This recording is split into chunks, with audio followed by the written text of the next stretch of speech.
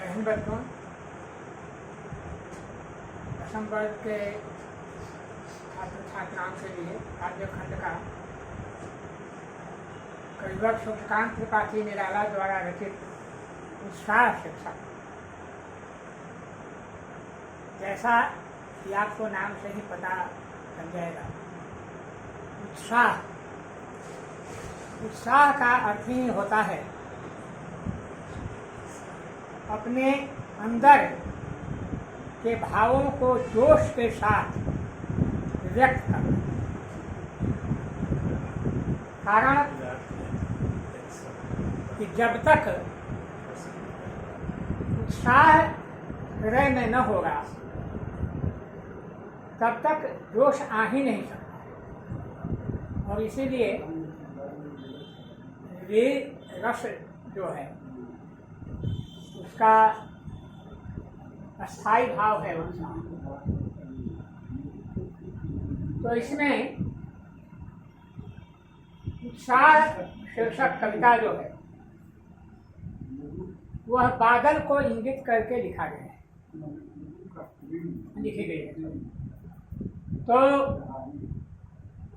बादल जो है वह निराला का अत्यंत प्रिय विषय है, और निराला का ही नहीं, प्रकृति चित्रण में बादल की अहम भूमिका रही है। और हमारे गीतकारों ने, संगीतकारों ने, कवियों ने उसे भिन्न भिन्न रूप में चित्रित भी किया है। एक तरफ आप इस कविता में दो भाव देखेंगे, एक बादल को इंगित करके पृथ्वी या जन पीड़ित पिपासा को शांत करने की प्रेरणा, और दूसरी तरफ इसे सड़ी गड़ी दुर्व्यवस्था को के विरुद्ध एक नई चेतना, एक नई साहित्यिक चेतना, एक नई शक्ति का सृजन, एक नए संदेश का सृजन, आम लोगों को एक नया संदेश देकर उन्हें क्रांति की ओर प्रेरित करना, दोनों भाव इसमें आप पाएंगे। और आप ध्यान से इसे देखेंगे, सुनेंगे तो दोनों भाव इसमें आपको स्पष्ट जान पड़ेंगे। देखिए, एक तरफ कहते हैं बादल गरजो, बादल गरजो। यहाँ निराला ने बादल बरसो ऐसी पंक्ति नहीं दी, बादल गरजो। तो गर्जना तो तब आती है जब हृदय में उत्साह हो। उत्साह का अभाव यदि रहा तो हृदय से गर्जना के स्वर प्रस्फुटित नहीं हो पाएंगे। इसलिए बादल गरजो। आगे, घेर घेर घोर गगन थारा धर ओ। बादल को कहते हैं ऐ बादल, ऐ धाराओं को धारण करने वाले, जल को धारण करने वाले। कैसे हैं? तो ललित ललित काले घुंघरा, सुंदर सुंदर घुंघराले बालों के सदृश। अब यहाँ देखिए निराला की महत्ता। बादलों को घुंघराले बालों से तुलना करते हैं, और मैंने कहा कि यही नहीं बल्कि कई कवि, कई गीतकार भी इसे बादलों को तुलना किए हैं बालों से। आप यदि खोजेंगे तो आपको मिलेगा, एक फिल्म है चौदहवीं का चांद, उसके एक बहुत ही प्रसिद्ध गजल है। इन पंक्तियों पर आप गौर करें। उसमें भी बालों से तुलना की गई है बादलों की। वह पंक्ति मैं आपको बताना चाहता हूँ, क्योंकि पुरानी फिल्म है, हो सकता है आज के बच्चे उसे नहीं देख पाए हों।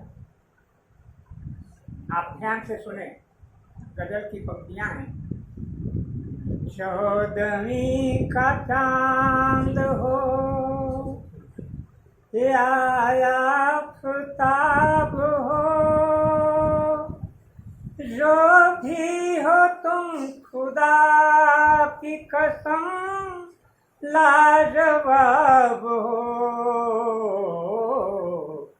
14वीं का चांद हो। आगे की पंक्ति में बादल की तुलना बालों से। जुल्फे हैं जैसे कांधे पे बादल झुके हुए,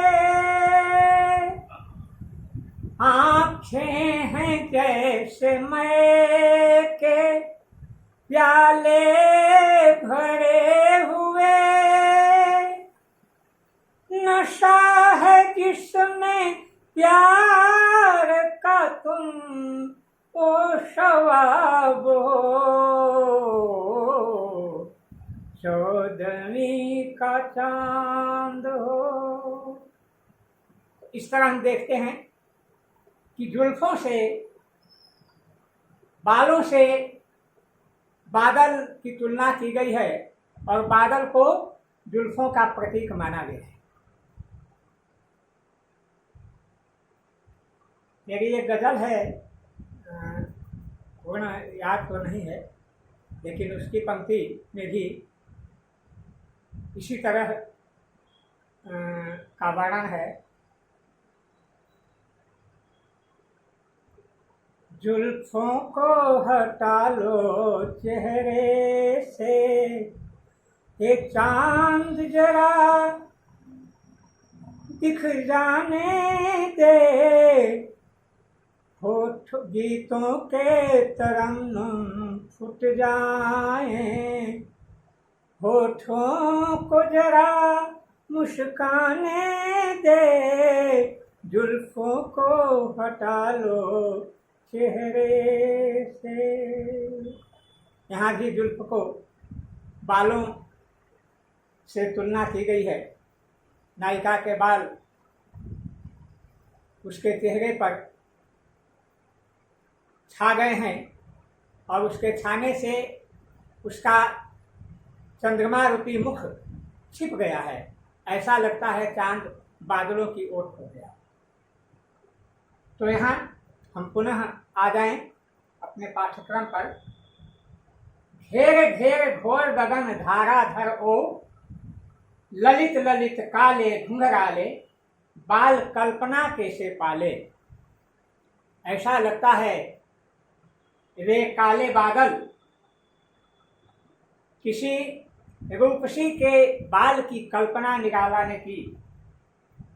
बाल कल्पना कैसे पाले, विद्युत छवि उड़ने कवि नव जीवन वाले। हृदय में विद्युत छवि, एक ज्योत्सना, एक प्रकाश भरा हुआ है। क्योंकि जब तक हृदय में प्रकाश नहीं होगा तब तक हम उत्साह का वर्णन नहीं कर सकते। हमारे जीवन में, हमारे हृदय में तब तक उत्साह नहीं आ सकता। इसलिए विद्युत छवि उड़ने कवि नव जीवन वाले। अब यहाँ विद्युत छवि जो है वह बादल के हृदय में बिजली की चमक भी है और कवि नवजीवन वाले जो नवजीवन की कविता लिखते हैं उनके हृदय में विद्युत प्रवाह भी है, जोश भी है, जागरण भी है और एक नई सृष्टि की रचना की। अब इसीलिए कहते हैं विद्युत छवि उड़ने कवि नवजीवन वाले, वज्र छिपा नूतन कविता फिर बादल। ऐसी कविता लिखो जिसमें वज्र की गरिमा छिपी हुई हो। अर्थात कोमलता में कठोरता का भाव हो। यदि ऐसा नहीं होगा तो नया परिवर्तन नहीं हो सकता है, नई क्रांति नहीं हो सकती है। इसलिए वज्र छिपा नूतन कविता। कैसी कविता होनी चाहिए जिसमें वज्र छिपा। वज्र जब कहीं पर वज्रपात होता है तो वहाँ की हर चीज को वह जला देता है। कवि की कल्पना है, कवि की चाह है कि इस सड़ी गली व्यवस्था को अपनी साहित्यिक कविता के द्वारा जलाकर खाक कर दो और तब एक नवजीवन वाले कविता की रचना करो। इसलिए कि क्रांति में, बदलाव में साहित्य का बहुत बड़ा योगदान है। महावीर प्रसाद द्विवेदी ने लिखा कि साहित्य में वह शक्ति पाई जाती है जो तोप, तलवार और बम के गोलों में भी नहीं पाई जाती। तो ऐसी शक्ति होती है साहित्य में। आखिर क्या कारण है? कहीं भी कोई आक्रांता जाता है तो सबसे पहले वहां का साहित्य और संस्कृति नष्ट कर देता है। इसलिए कि जब तक वहां का साहित्य जीवंत रहेगा तब तक उस देश पर, उस जगह पर कोई अपना आधिपत्य नहीं फैला सकता। और इसीलिए निराला ने लिखा, विद्युत छवि उड़ने कवि नवजीवन वाले, वज्र छिपा नूतन कविता फिर भर दो बादल गर्द। तो बादल के गरज से, एक नई कविता के सृजन से ही क्रांति संभव है। जब तक साहित्य में क्रांति नहीं होगी तब तक नया बदलाव, नया परिवर्तन संभव नहीं। अगली पंक्ति लिखते हैं, विकल विकल उन्मन थे उन्मन, विश्व के निराग के सकल। कहीं भी बरसात के पहले भयंकर गर्मी होती है, यहाँ तक कि इस वसुंधरा का हृदय भी फट जाता है। अपने गर्भ में भिन्न भिन्न तरह के बीज छिपाए हुए वसुंधरा बिल्कुल वीरान नजर आती है।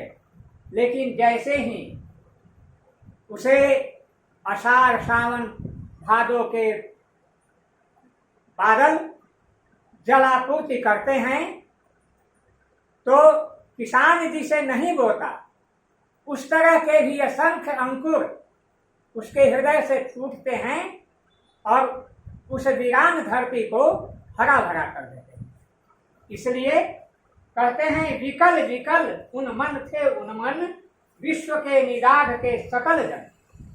सारे विश्व की गर्मी से जो जन व्याकुल थे उन्हें फिर से तृप्त कर दो।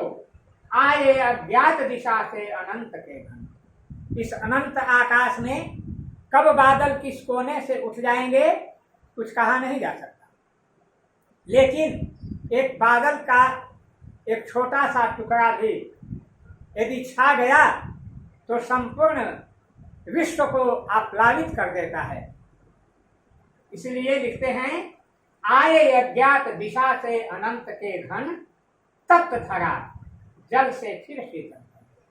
बादल गर्ज, तप्त धरा जल से, यह धरती जो गर्मी से व्याकुल है इसे फिर शीतलता प्रदान करो, हे बादल गरजो। अब यहाँ देखिए दो भाव हैं इसके।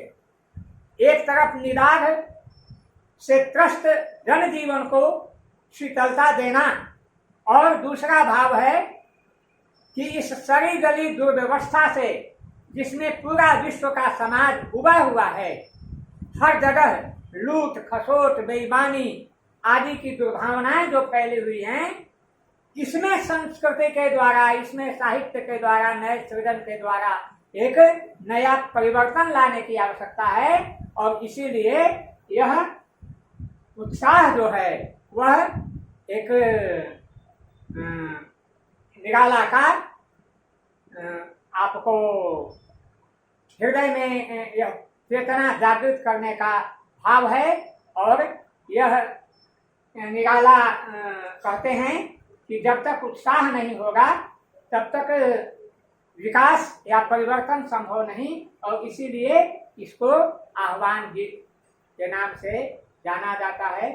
धन्यवाद।